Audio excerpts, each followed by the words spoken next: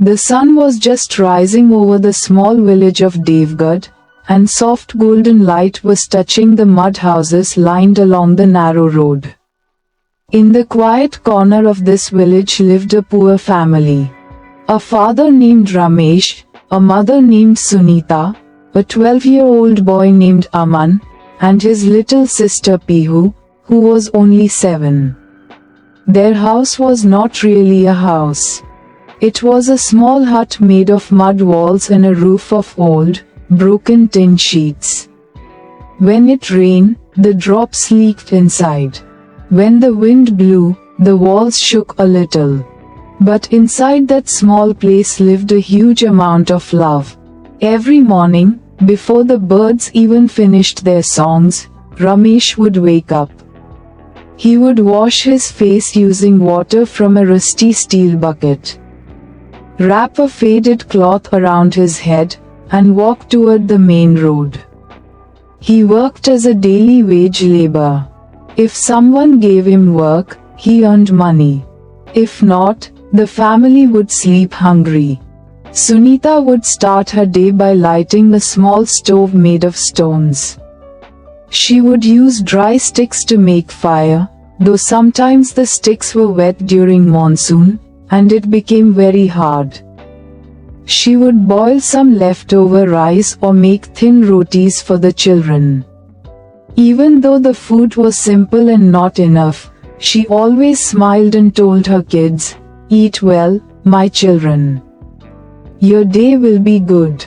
Aman knew the truth. He knew his mother always ate last. He knew that many nights her stomach stayed empty so his and Pihu's stomach could stay full. But she never said it. Aman and Pihu studied in the government school at the end of the village. To reach the school, they had to walk through fields, jump over small streams, and cross a long dusty road. Their uniforms were old and faded, but they wore them with pride. Aman especially loved studying. He loved books because books showed him worlds that his feet could not reach. He often told his mother, "Ma, one day I will become something big. I will fix this house. You will never have to worry again." And Sunita always replied, "Beta, your dreams are bigger than this world. Just keep walking." Aman's fight with fate. Aman was a brilliant student, but poverty always stood like a tall mountain in his path. Many days he went to school on an empty stomach. Many days he could not buy notebooks, so he wrote on the backside of old newspapers. He would sharpen his pencil until it was just a small piece too tiny to hold. But even then, he continued. His teachers liked him, especially teacher Ravi, who often said, if talent had money. Aman would already be in a big city school. Ravi sir sometimes gave him spare notebooks and pens, pretending he found them in school. Aman knew the truth but never said anything.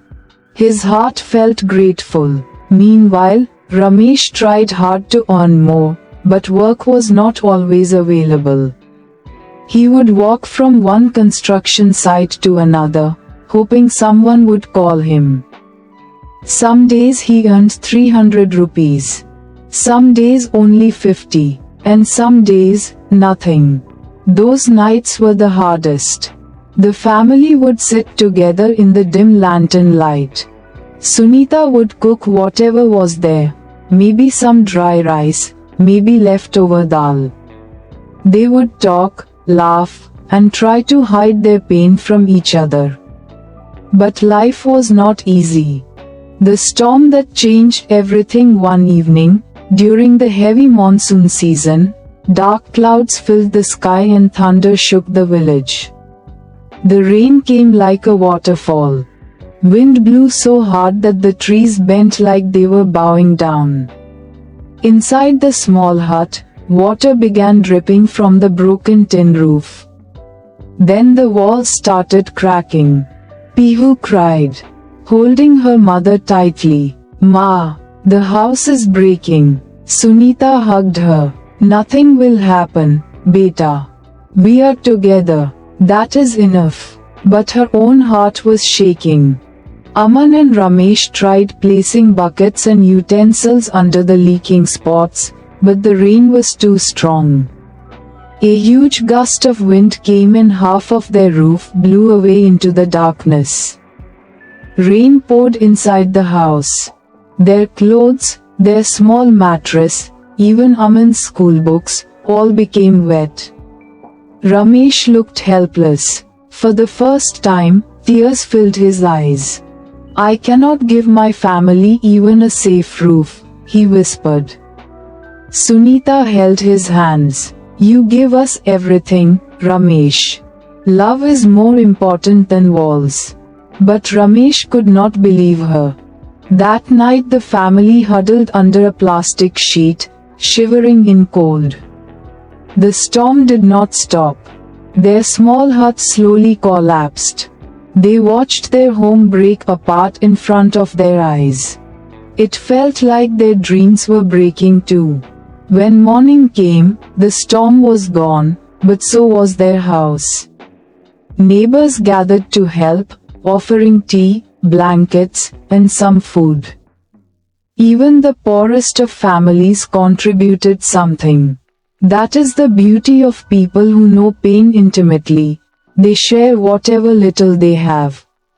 But they did not have money to rebuild a house. For 2 days, the family lived under a tree. Aman tried drying his school books in sunlight, but the pages stuck together. Some pages were unreadable. That afternoon, Aman said, I will stop studying. Ma, it is okay. Sunita's eyes widened. Never say that again, Aman. Your studies are our hope. But we don't even have a house, he whispered. Sunita said, house can be built again. Dreams must not be broken. A new path begins. News of the storm reached teacher Ravi. He visited the family and saw the broken hut and wet books. He felt a deep sadness. Aman, you are one of the brightest students I've ever met, he said softly. You must continue studying. Then he made a decision. He spoke to the school principal and arranged a scholarship for Aman, free books, free uniform, and even free lunch in school. Aman's eyes filled with tears. Sir, I will never forget this. Ravi smiled. Just promise me one thing, one day, when you become successful, help someone else. Aman nodded with shining eyes. Back at home, the village people helped rebuild a small hut. It was not perfect, but it was safer than before. And inside that hut, Aman restarted his journey. Hard times continue, but life does not change in one day.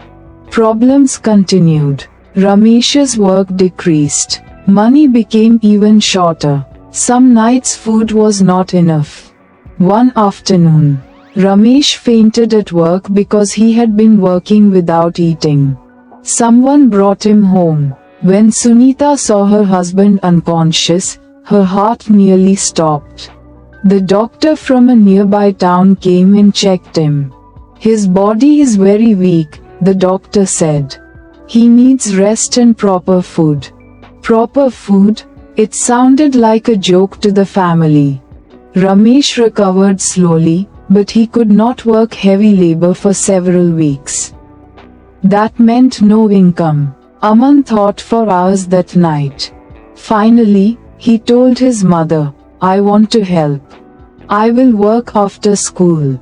Sunita refused. No, Aman, you are a child. You study. Ma, he said softly. I cannot let our family break. So Aman started working in the evenings at a small tea stall near the bus stand. He washed cups and cleaned tables. He earned 20 or 30 rupees a day. It was not much. But for the family, it meant survival. He would study during breaks, holding his books with wet hands, smelling of soap and tea. His friends teased him. Some boys said, "Aman works like a servant." He felt hurt, but he kept quiet. One day, Pihu asked him, "Bhaiya, does it make you sad to work?"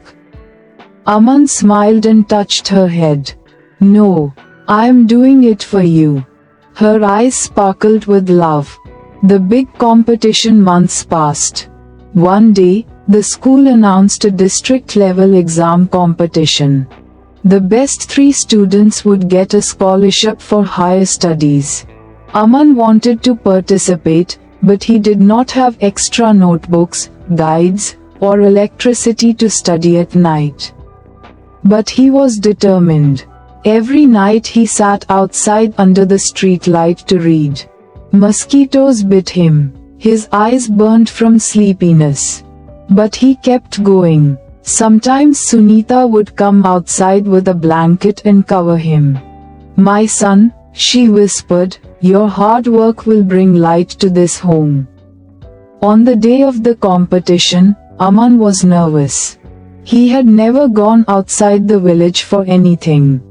The school bus carried all the students to the district center.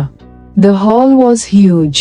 Students came from private schools, wearing shiny shoes and neat bags. Aman felt small.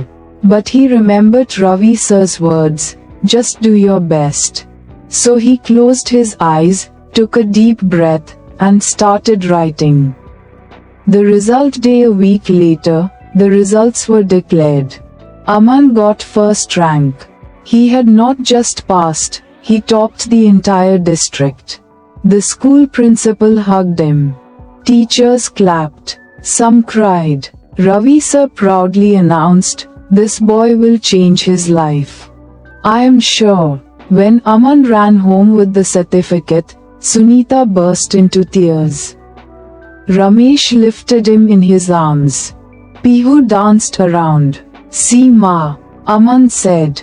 "I told you I will do something one day." Their house filled with laughter after many hard months. The scholarship meant free education till high school, free books, free meals, and even some financial help. For the first time, the family breathed a little easier. New challenges, new dreams. Years passed. Aman studied harder each year. He became known as the boy who studies under the streetlight. Newspapers published his story once. Some people visited their family and clicked photographs. But fame did not change him. He always said, "Everything I do is for my family." But as Aman grew older, studies also became tougher. Fees for college were high, even with scholarships. Ramesh still struggled with health problems. Sunita worked in nearby houses to earn extra money. Pihu also studied, inspired by her brother. Then one day, an opportunity arrived. A science fair was being organized in the city. The winner would get a full college scholarship. Aman built a small model of a low-cost water purifier using simple materials. His idea was, poor families deserve clean water too. He presented his model with confidence, even though his clothes were simple and worn out. Judges were impressed. One of them asked, "Why did you make this model?" Aman smiled and answered, "Because my family and thousands of families like mine drink unsafe water. I want to change that." The judge wrote something on his paper with a smile. A week later, Aman received a letter. He opened it with shaking hands. He had won. He got a full scholarship for engineering. His shout of joy echoed across the whole village. A new beginning in the city. Moving to the city was a big step. The hostel had clean rooms and good food. It felt like a new world. But Aman never forgot his roots. Every day he called his mother. Every month he saved his scholarship money and sent some home. He studied harder than ever. He joined competitions, workshops, and science labs. His professors loved his dedication. In the final year, Aman created a low-cost water purifier machine for real. It was not just a model now, it worked. It could clean dirty water and provide safe drinking water for extremely low cost. His project got selected for a national competition. He won again. Then a startup company offered him a job with a huge salary. More than anything he had ever dreamt of. Aman cried that night, not because he was scared. Because he remembered everything, the leaking roof, the plastic sheet, the street light studies, the tea stall work, the hunger, the pain, the dreams, the promises. He whispered, "Ma, I did it." The return home. When Aman returned to his village with his offer letter, the entire village came out to welcome him. Children ran beside him, shouting his name. Women praised Sunita. Men clapped Ramesh on his back. Pihu hugged him tightly. "Bhaiya, you are big now." Aman laughed. Then he did the thing he had promised years ago. He rebuilt his broken house. No, he built a real home. A strong one, with proper walls, windows, and a roof that did not leak. Sunita finally had a kitchen with a gas stove. Ramesh finally had a bed to rest his back. Pihu had a study table. Aman stood outside, looking at the house with tears in his eyes. "This is not my success," he said softly. "This is our success." The final transformation. Years later, Aman started his own company to build affordable water purifiers for poor families. His invention reached thousands of villagers. People thanked him. Some called him a hero. Some called him a genius. But Aman always said, "I am just a boy who once studied under a street light." He helped many students from poor backgrounds, paid their school fees, and built a small library in his village. It was named the House of Hope by Aman. When asked why he named it that, he replied, "Because hope built my life. And now hope will build others." Ending note: this is the story of a poor family whose love, struggle, pain, and dreams created a miracle. It shows that poverty can break walls. But it can never break the human spirit. And sometimes, the smallest house can raise the strongest child.